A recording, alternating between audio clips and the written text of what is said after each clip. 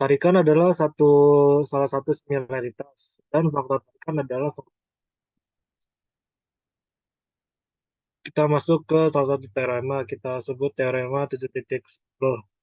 Tarikan adalah kolineasi yang mempertahankan keantaraan ruas garis, titik tengah, sudut, bersudut, dan kelurusan.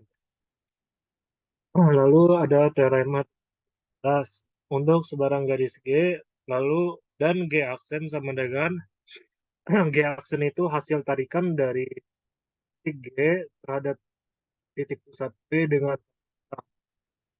yang pertama, jika P itu anggota G, jika P itu berada di garis G, maka G aksen itu atau hasil transformasinya itu sama dengan G atau sama dengan titik sendiri. Maksudnya sama dengan di garis G itu. Yang B, jika P itu bukan anggota G, maka G aksen itu hasil bayangan G-nya itu bakal sejajar dengan garis G. Buktian teorema 11 kan diketahui.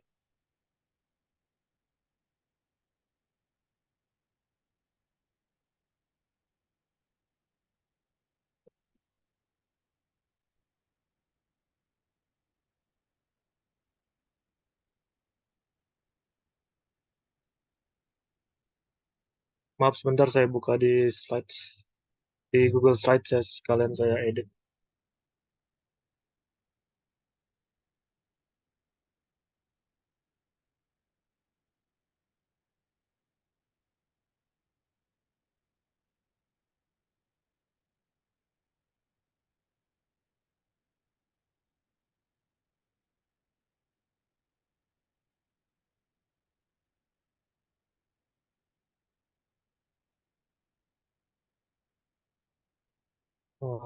Mana?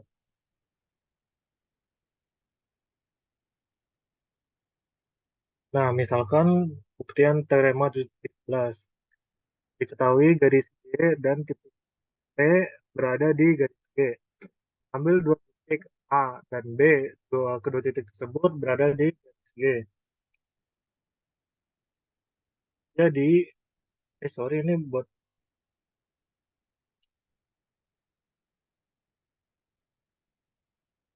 terkorelasi. Nyasar.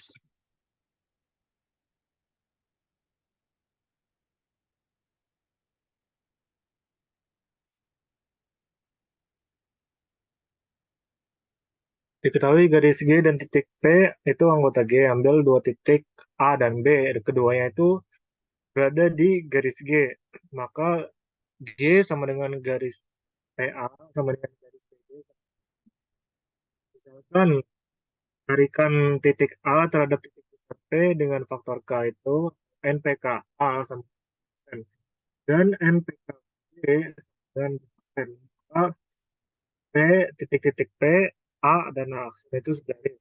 Demikian juga titik P, B dan B aksen segaris. Sehingga A aksen pada P, garis PA dan B aksen pada garis PB. Nah, ini berarti garis A aksen sama dengan garis AB. Oleh karena tarikan N terhadap titik P dengan faktor K itu adalah kolineasi, maka NPK garis AB itu dengan NPK G sama dengan aksen B aksen.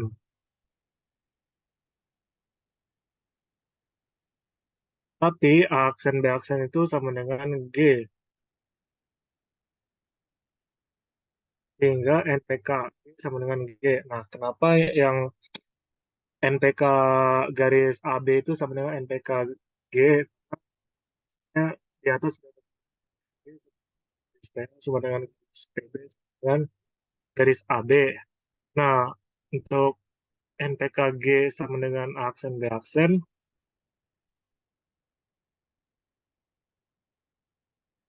itu yaitu dengan AB sehingga NPKG sama dengan B.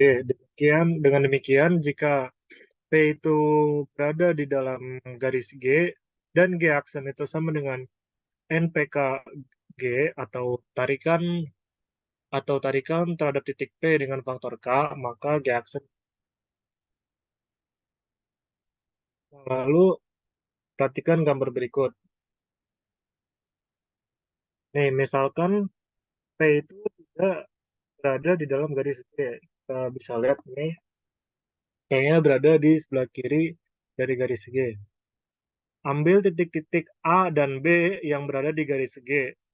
Misal ini, dengan aksen itu sama dengan tarikan titik A terhadap titik pusat P dengan faktor K. Ya. Dan B aksen sama dengan tarikan titik B terhadap terhadap titik pusat P dengan faktor K. Oleh karena tarikan itu sih, tarikan dari garis G terhadap titik pusat P dengan faktor K itu sama dengan garis aksen B aksen. Ya, yang ini hasil tarikannya seperti ini. Selanjutnya perhatikan segitiga PAB. Segitiga PAB, lalu ya sisi jauh ini segitiga PA aksen B aksen. Diketahui PA aksen per PA sama dengan PB aksen per PB sama dengan K. K itu tadi faktor faktor tarikannya. Hal ini berarti dapat disimpulkan bahwa garis AB itu sejajar dengan garis aksen B aksen atau G itu sejajar dengan G aksen. Lalu untuk teorema 7.12, satu-satunya titik tetap tarikan itu adalah titik itu sendiri. Lalu yang B, garis tetap tarikan adalah garis yang melalui pusat tarikan. Lalu untuk membuktikan teorema 7.12 ini dapat diturunkan dari tarikan. Dan satu-satunya titik tetap tarikan itu titik itu sendiri. Jadi dari itu, nah ini yang poin A. Jika A sama dengan P, maka tarikan tarikan titik A terhadap titik pusat P dengan faktor K itu sama dengan A atau titik itu sendiri. Lalu untuk yang poin B, garis tarikan adalah garis yang melalui pusat tarikan. Merupakan akibat dari teorema 7.11.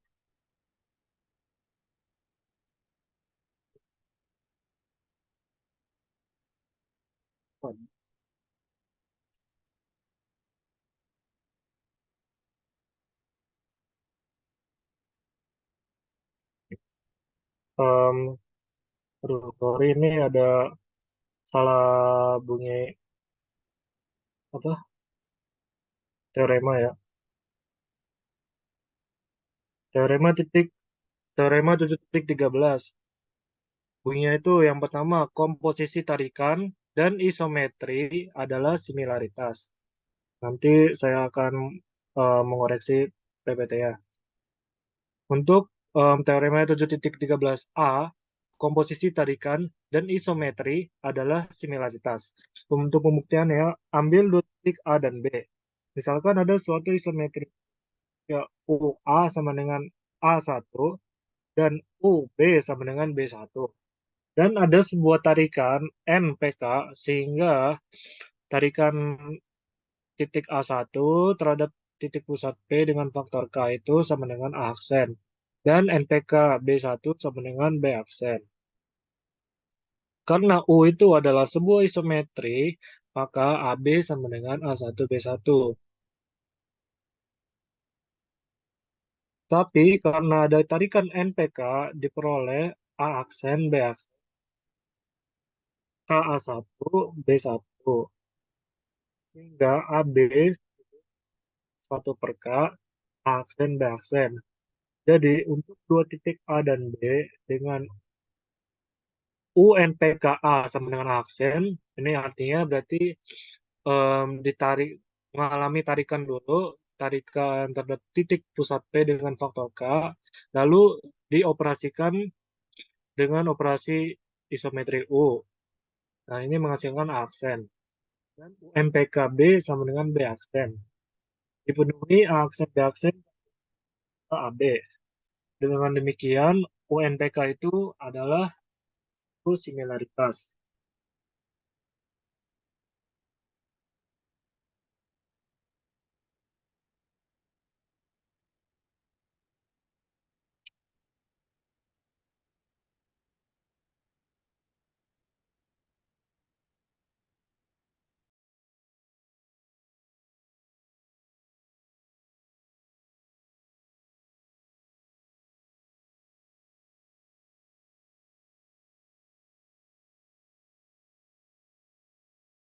Mohon maaf sebentar ya.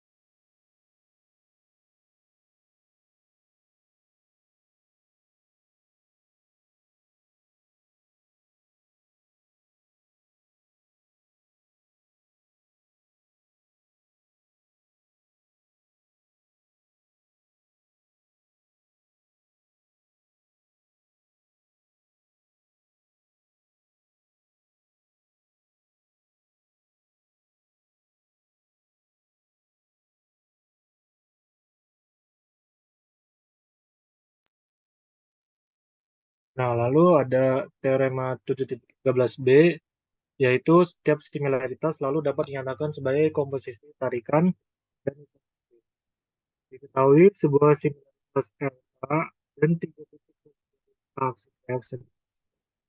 Karena LK itu suatu transformasi tentu titik tas garis ABC, sehingga LKA sama dengan A aksen, LKB sama dengan B aksen, dan dan LKC sama dengan C aksen akibat 7.2. Maka segitiga ABC itu kongruen dengan segitiga aksen B aksen C aksen. Lalu perhatikan gambar 7.5 berikut. Bisa dilihat gambarnya. Selanjutnya, tentukan C double aksen pada garis A aksen C aksen, sehingga A aksen C double aksen sama dengan AC. Ini agak buram ya. Ini yang titik yang paling jauh itu C aksen, lalu yang titik tengah itu C double aksen. Em, Selanjutnya tentukan C double aksen pada garis A aksen C aksen sehingga A aksen C double aksen sama dengan AC. Dan tentukan juga B double aksen pada pada garisnya garis B aksen C aksen sehingga aksen B double aksen itu sama dengan B. Akibatnya segitiga A aksen B double aksen C double aksen itu kongruen dengan segitiga ABC. Ini berarti ada tepat satu isomer segitiga ABC B double aksen C double aksen sehingga UA sama dengan aksen, UB sama dengan B double aksen, dan UC sama dengan C double aksen. Lalu dari keseimbangan 2 3 diperoleh AC aksen sama dengan PAC double aksen dan AB. Jadi terdapat tarikan NAP yang membawa segitiga aksen B double aksen B double aksen ke segitiga aksen B aksen C aksen. Sehingga dapat ditulis LK sama dengan NAP. Untuk LK sama dengan NAPU, bukti ya itu sejalan dengan bukti untuk LK sama dengan NA. Untuk teorema berikutnya,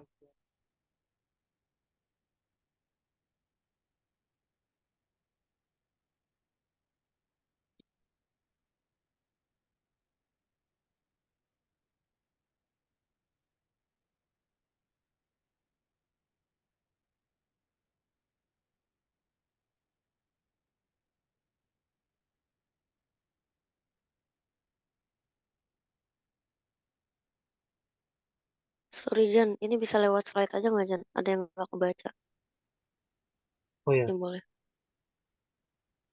ini nggak kebaca ya? Atau dari Google Slides aja ya? Mm-mm.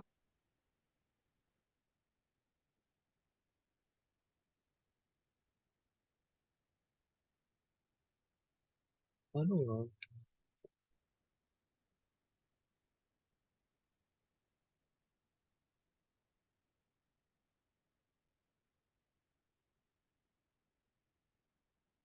Ini nggak kebaca. Ya.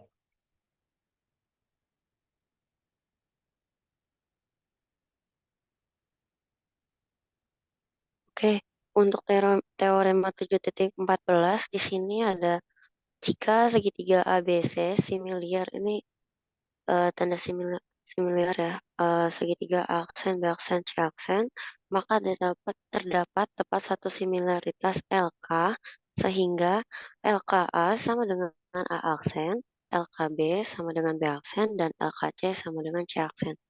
Boleh next dan.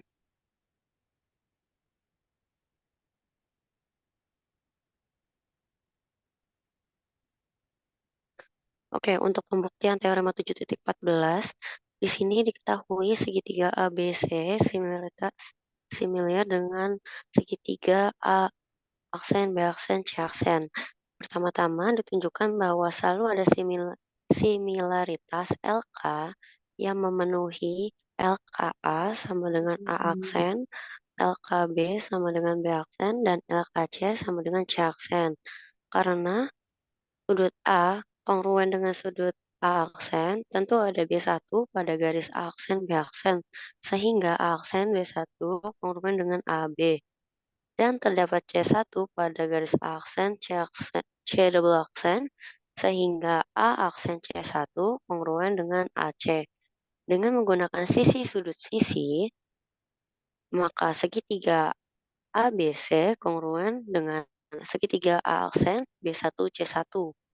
Berdasarkan teorema yang mengatakan bahwa terdapat satu isometri U yang memetakan segitiga ABC kongruen dengan segitiga A aksen B1C1 sehingga U eh, UA isometri UA sama dengan A aksen, UB sama dengan B1 dan UC sama dengan C1 dan sama dengan dapat sorry. Selanjutnya dapat diturunkan tarikan N terhadap titik A dengan faktor K yang memetakan segitiga A aksen B1C1 ke segitiga A aksen B aksen C aksen. Sehingga tarikan N terhadap titik A dengan faktor K A aksen sama dengan A, A aksen. Lalu tarikan titik, tarikan N terhadap titik A dengan faktor K B aksen sama dengan B aksen sama dengan B sama dengan B aksen. Titik titik tarikan N terhadap titik A dengan faktor K C sama dengan C aksen. Dengan K sama dengan A aksen B aksen per A aksen D1. Next dan.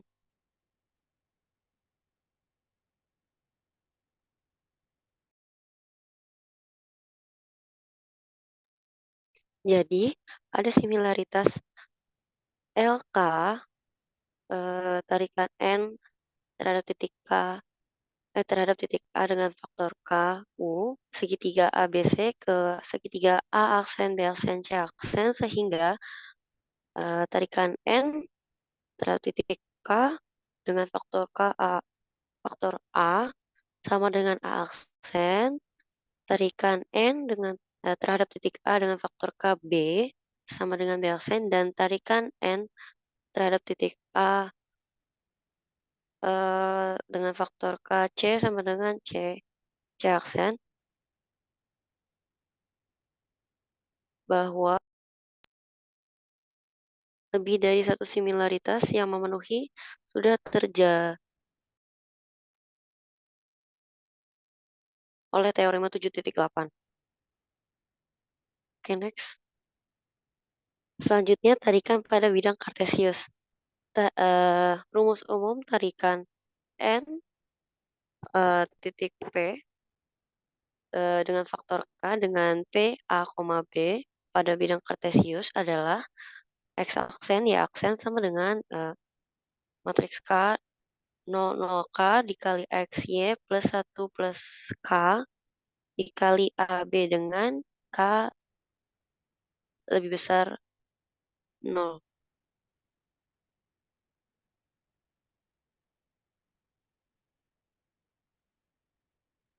Oke, selanjutnya dibacakan oleh Agnieszka.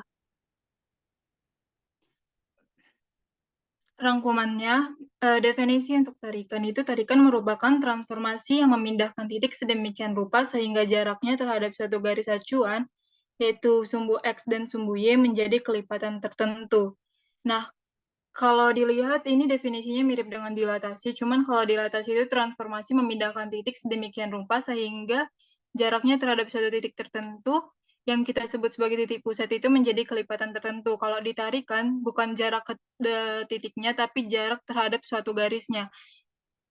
Makanya disebut kelipatan itu disebut faktor skala K. Yang juga tarikan ini merupakan semi dilatasi. Next.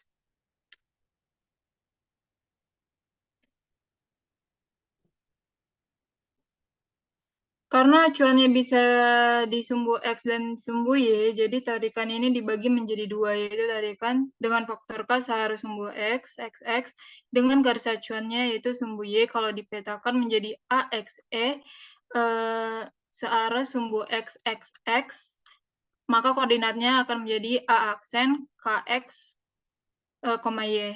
Dalam matriksnya jadi X aksen Y aksen sama dengan K001 dikali matriks XY sama dengan matriks KXY. Yang kedua ada tarikan dengan faktor K searah sumbu Y, SY. Garis acuannya adalah sumbu X. Dalam pemetaannya menjadi AXY. Diregangkan searah sumbu Y, SY. Dan koordinatnya menjadi A aksen X, KY. Dalam matriks, jadi matriks X aksen Y aksen sama dengan matriks 100K dikali matriks XY sama dengan matriks X KY. Next. Arti nilai dan tanda K faktor skala tarikan. Nilai K ini kita bikin mutlak K karena kita tidak lihat dari negatif atau positifnya. Jadi mutlak K lebih besar dari 1, artinya jarak ke garis acuan lebih besar dari semula atau ukuran bangun geometri itu lebih besar. Kalau mutlak K lebih kecil dari 1, jarak ke garis acuan lebih kecil dari semula atau ukuran bangun geometri menjadi lebih kecil. Untuk tanda K plus, titik bayangan dan titik semula berada pada sisi yang sama dilihat dari garis acuan. Untuk tanda K negatif, titik bayangan dan titik semula berada pada sisi yang berseberangan dilihat dari garis acuan. Next. Contoh soal yang pertama, tentukan bayangan titik A 1,14 jika mengalami peragangan terhadap sumbu Y dengan faktor skala -2. Untuk penyelesaiannya, kita tinggal masukkan rumus tadi, rumus regangan yang tadi. Karena dia terhadap sumbu Y, jadi rumus matriksnya X aksen Y aksen sama dengan 100K dikali matriks X, Y. Nanti dimasukkan faktor skalanya -2 di K-nya, terus dikalikan dengan matriks 1,4, hasilnya jadi matriks X aksen Y aksen sama dengan matriks 18, jadi bayangan titik A-nya itu adalah A1, -8. Next. Contoh soal nomor 2, tentukan bayangan dari garis X tambah 2Y minus 2 sama dengan Y0 jika mengalami regangan terhadap sumbu Y dengan faktor skala 2. Penyelesaiannya kita masukkan matriksnya, kita masukkan faktor skala ke dalam matriks. Jadi matriks X aksen Y aksen sama dengan matriks 1002 dikali matriks XY, dapatlah matriks X aksen Y aksen sama dengan matriks X 2Y. Jadi matriks X aksen sama dengan X sama dengan X aksen. Y aksen sama dengan 2Y, Y sama dengan setengah Y aksen. Terus kita substitusi nilai X dan Y-nya ke dalam persamaan garis.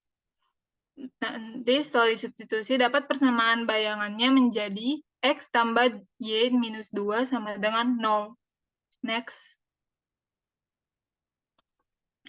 Untuk contoh soal nomor 3, perhatikan persegi berikut bahwa gambarlah bayangan dari persegi tersebut dengan regangan sumbu X dengan faktor skala 2. Oke. Nah, penyelesaiannya ini kan dia jadi 4 titik. Ya, jadi matriksnya ada 4 kali 2. Jadi kita kalikan dengan matriks K001 dikalikan dengan matriks XA, YXB, XC, XD dikali YA, maksudnya matriks XA, XB, XC, XD, YA, YB, YC, YD. Terus setelah dikalikan nanti dapat hasilnya menjadi matriks 0044, 0220. Nah, itu matriksnya itu bisa dilihat, itu titik X dan Y-nya, kita masukin aja hasil matriksnya dari titiknya itu, titik di matriksnya itu, jadi nanti dapat gambarnya itu jadi regang, jadi dia dari persegi menjadi persegi panjang karena adanya tarikan atau regangan. Begitu. Next. Ini latihan soalnya, boleh dijawab atau dikerjakan. Dah. Next.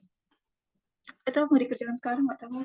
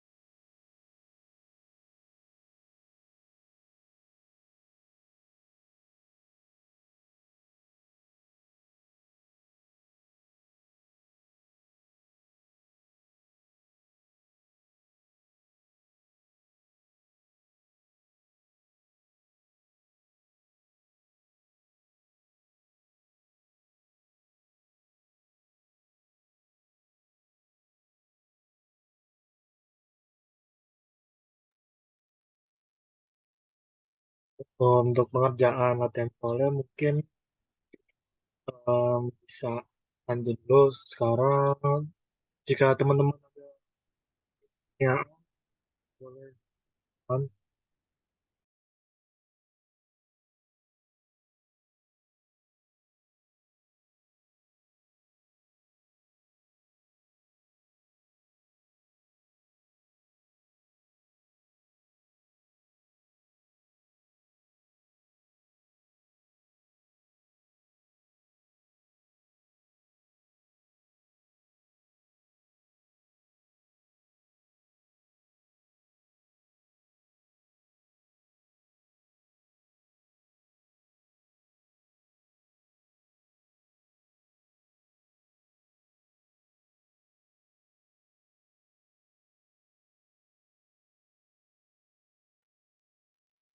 Baik, jika tidak bisa, maka kami tutup presentasi pada kali ini.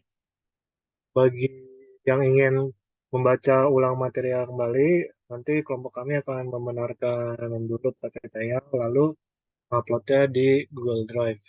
Lalu jika ada teman-teman yang ingin mencoba menyelesaikan latihan soalnya, diperbolehkan, dipersilakan. Nah, untuk sekian presentasi dari kelompok 6. Mohon maaf bila ada kekurangan dan kesalahan dari presentasi kami. Cukup sekian. Wassalamualaikum warahmatullahi wabarakatuh.